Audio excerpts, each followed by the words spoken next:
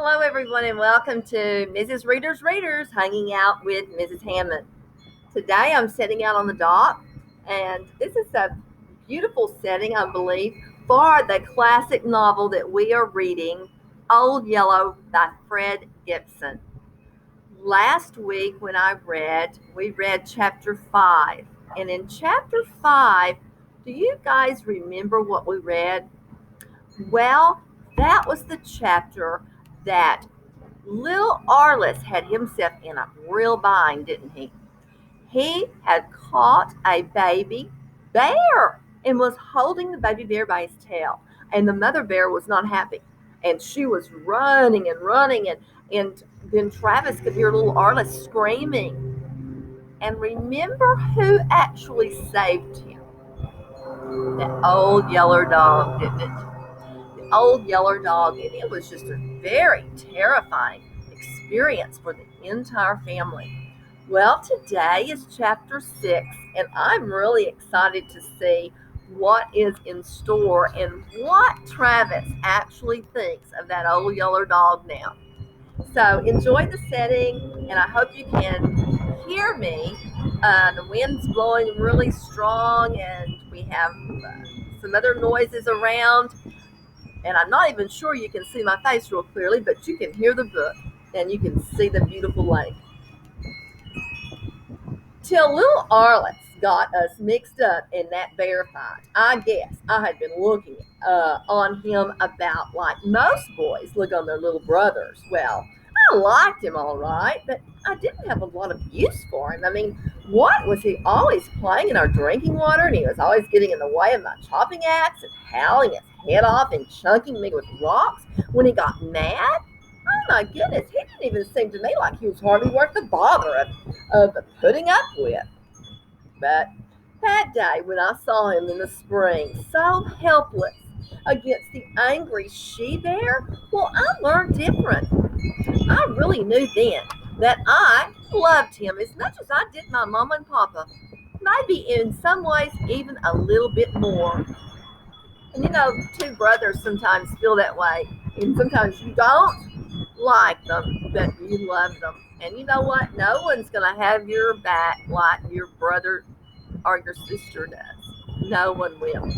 That doesn't mean we have to always agree with them, but we still love them. And that's how Travis felt about little Arliss. But after that, I couldn't do enough for Old Yeller because what if he was a big, ugly, meat-stealing rascal? Well, what if he did fall all over and yell bloody murder every time that I looked crossways at him? And what if he had run off when he ought to have helped me with the fighting bulls? Well, none of that made a lick of difference now because he pitched in and saved little Arliss, and what I couldn't possibly have done. There was no way, and that was enough for me. I petted him and I made over him till he was wiggling all over to show how happy he was, and I felt really mean about how I treated him, and I did everything that I could to let him know, and I searched his feet and pulled out long mesquite thorns in them that had been embedded between his toes. And I held him down and had Mama hand me the stick with a coal of fire on it so that I could burn off 3 big bloated ticks that I found inside of one of his ears.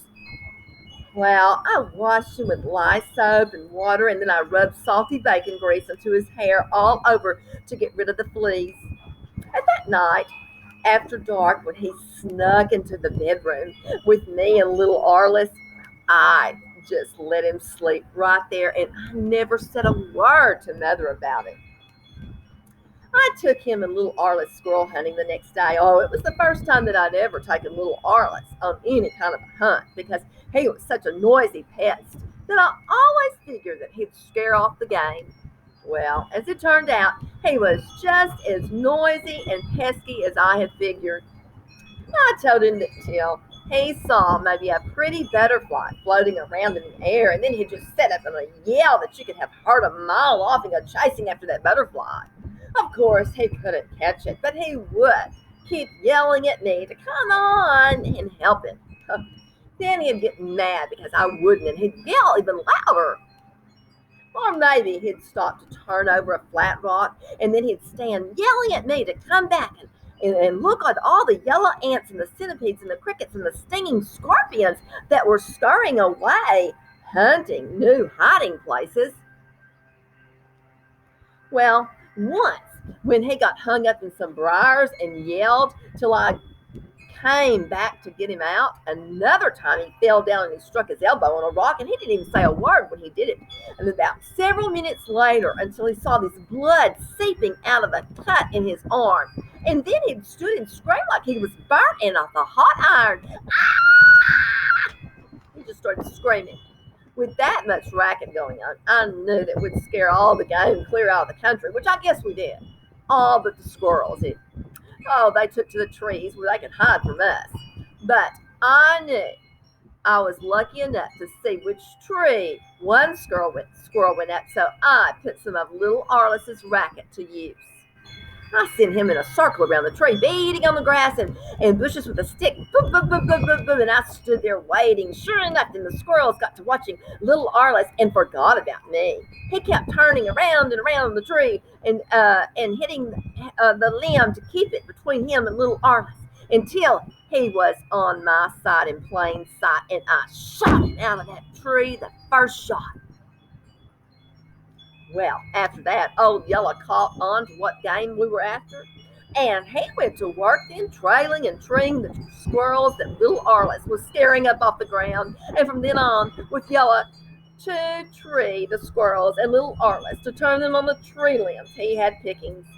Wasn't but a little bit until I'd shot 5 more, than enough to make us a good squirrel fry for supper. Have you guys ever eaten squirrels? I haven't, but I know that a lot of people have. In fact, my son makes squirrel dumplings. I don't know. A week later, Old Yellow helped me catch a wild gobbler that I'd have lost without him, and he had gone up to the corn patch to pick a bait of black-eyed peas. I was packing my gun, and just as we got up to the slab rock fence that Papa had built around the corn patch, I looked over and I spotted this gobbler doing our pea picking for us. The pea pods were still green, yet most of them were no further along than the snapping size. This made them hard for the gobbler to shell, but he was working away at it, pecking and scratching so hard that he was raising a big dust out over the field. Why, that old rascal, Mama said. He's just clawing those pea vines to pieces. Hush, Mama, I said. Don't scare him. I lifted my gun up and I laid that barrel across the rock of the fence. And then I had seen him ready for the pot in just about 1 minute. Well, it wasn't a long shot, and I had him sighted in, dead to right, and I aimed to stick a bullet right where the wings hinged to the back. I was holding my breath and already squeezing off when little Arliss, who'd gotten behind, came running up. "What you shooting, Travis?" he yelled at the top of his voice. "What you shooting at?" Oh, well, that made me and that gobbler both jump. Oh, my goodness. And that gun fired, and I saw that gobbler go. But a second later, he was up again, striking through the tall corn, dragging a broken wing. Well, for a second, I was so mad at that little Arliss again, I could have wrung his neck. I said, "Arliss, why can't you keep your mouth shut? You made me lose that gobbler." Well, little Arliss didn't have sense enough to know what I was mad about, and right away he puckered up, and he went to crying and leaking tears all over the place, and some of them spattered clear down on his bare feet, making dark splotches in the dust that covered them. I always did say that when little Arliss cried, he could shed more tears faster than any crier I ever saw. Well, wait a minute, Mama put in. "I don't think that you've lost your gobbler yet. Look yonder." She pointed, and I looked, and there was old Yellow jumping the rock fence and racing toward that pea patch. He ran up to where I knocked that gobbler down, and he circled the place one time, smelling the ground and wiggling his snub tail, and then he took off through the corn the same way the gobbler went, yelling like I was beating him with a stick. When he barked, straight a couple of minutes later, it was in the woods on the other side of the corn patch, and we went to him.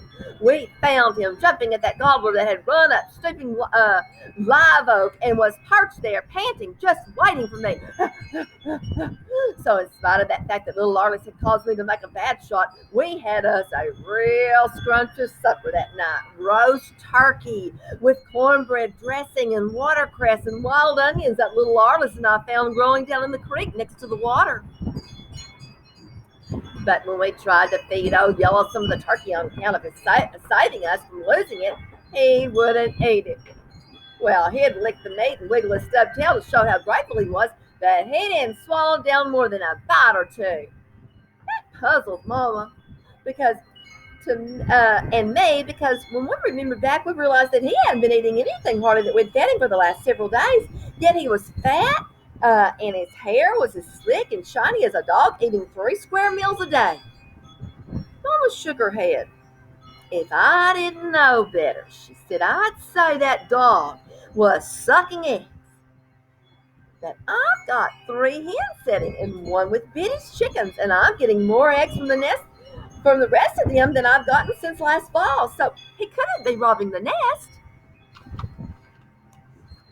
Well, we wondered some more about that old Yellow was living on, but he didn't worry about that right now. That is not until the day Bud Searcy dropped up to the cabin to see how we were making out. Bud Searcy, oh, he was a red-faced man with a bulging middle who liked to visit around the settlement and sit and talk hard times and spit tobacco juice all over the place and wait for somebody to ask him to dinner. I never did have a lot of use for him, and my folks didn't either. Mom said that he was shiftless. She said that that was the reason the rest of the men left him at home to sort of look after the women folks and the kids while they were gone on the cow drive. But she said that the men knew if they took Bud Searcy along, they'd never get to Kansas before the steers were dead with old age, because it would take Searcy that long to get through visiting and eating with everybody between Salt Licks and Abilene. Oh, but he did have a little white-haired granddaughter that I sort of liked. Well, she was 11 and different from those girls. Well, she'd hang around with and watch what boys did, like showing how high they could climb in a tree, or how far they could throw a rock, or how fast they could swim, or how good they could shoot. But she never wanted to mix in or try to take over and boss things. Well, she wasn't like that. But she just went along and she watched and didn't say much. And the only thing that I had against her were her eyes. I mean, they were big, solemn brown eyes and pretty to look at. Only when she fixed them on me, and it always seemed like they looked clear through them and saw everything. Well, I was thinking one day that always made me sort of jumpy. So when I could, I just would look right straight at her. Her name was Elizabeth, and she came with her grandpa that day he visited us. And they came riding up on this old shad-bellied pony that didn't even look like it had a fill of corn in Coon's ages. Well, she'd rode behind Grandpa's saddle, holding onto his belt in the back, and her white hair was all curly and rippling in the sun. Trotting down behind them was a blue-ticked she-dog that I always figured was one of Belle's pups. Old Yellow went out to bathe them as they rode up, and I noticed right off that he didn't go about it like he really meant business. His yelling bay sounded a lot more like he was just barking, because he figured that's what was expected him to do. And the first time that I hollered at him, telling him to stop up all that racket, he hushed, which surprised me, as hard-headed as he generally was. Well, by the time that Mama had come to the door and told Searcy and Elizabeth to get down and come right on in, old Yellow had started a romp with a blue tickled dog. Elizabeth slipped to the ground, and she stood staring at me with those big solemn eyes while her grandpa dismounted. Searcy told Mama that he believed that he wouldn't come in the house. He said that as hot as the day was, that he figured he'd just like it better sitting in the dog run. So Mama had me bring out the 4 cowhide-bottom chairs, and Searcy picked the one I always liked to sit in best. He got out a twist of tobacco, and he bit off the chew big enough to bulge his cheek, and he went to chew him. and talking and spitting jizz right where we'd all be bound to step in it and pack it around on the bottom of our feet.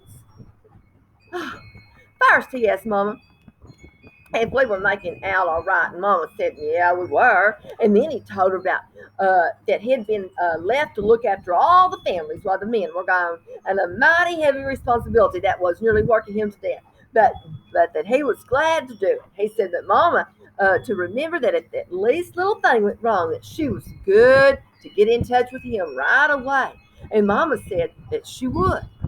Well, then he leaned his chair back. He was like this and leaned his chair back against the cabin wall, and he went on to telling what all he was going around, telling what all was going on around in the settlement, because he knew what everything was going on.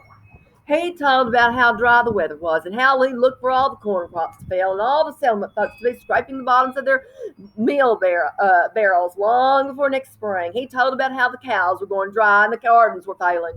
Oh, he told how Jed Simpson's boy, Roselle, was sitting at a turkey roast waiting for a shot, and then a fox came right up and tried to jump on him. Well, he came right up then and came right up and tried to jump on him, and Roselle had to club it to death with his gun butt. Oh, this sure looked like a case of hydrophobia to Cersei, or anybody knew that no fox in his right mind was going to jump on a hunter. Well, which reminded him of an uncle of his that got mad dog bit down in the piney woods of East Texas. That's where we live, the piney woods of East Texas. This was way back when Cersei was a little boy. And as soon as that dog bit him, that man knew that he was bound to die. So he went and he got a big log chain and he tied one end around the bottom of a tree and the other end to one of his legs. And right there he stayed still. The sickness got him and he lost his mind. He slobbered at the mouth and he moaned and he screamed and he ran at his wife and his children and tried to catch them and bite them. But only, of course, that chain around his leg held him back, which was the reason that he'd been chained himself to the tree in the first place. Right there, chained to that tree, he finally died, and they buried him under the same tree. But Cersei, he sure hoped that we wouldn't have an outbreak of hydrophobia in Salt Licks and all to die before the men got back from Kansas.